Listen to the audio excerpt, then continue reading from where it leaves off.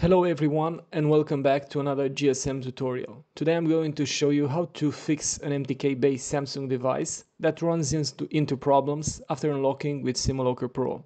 This is especially helpful if you unlocked it using the method that asks for a code after every reboot, and after updating the 16 zeros code is no longer accepted, leaving your phone unusable.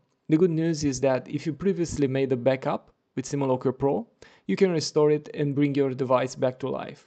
All you have to do is open SIM-Unlocker Pro on your computer and choose the option Restore MTK Security. You'll notice that there are two ways to do this, auto or manual. Auto works too, but I personally prefer manual because it's faster and gives you more control. When you select manual, the tool takes you straight to your backup folder. These backups are usually saved by the phone's serial number and date, so you can easily find the right one. Always make sure to choose a backup made before the problem started, and I recommend restoring the full backup, not just the IMEI, to make sure everything is fully recovered. Next, you'll need to put your phone into MTK mode. Depending on your model, this can be done by connecting the phone while it's powered off, holding both volume keys, or even by test point.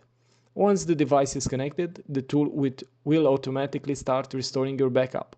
From here, you just wait until SIM-Unlocker Pro completes the process. This method also works if your MTK device is stuck in the MTK mode after an operation and refuses to boot. But you have to be very careful. Always select the correct backup for your phone, because choosing the wrong one could make the situation worse. And that's it. Once the process is done, your Samsung MTK device should be restored and working normally again. Thanks for watching, and don't forget to subscribe for more GSM repair and unlock tutorials.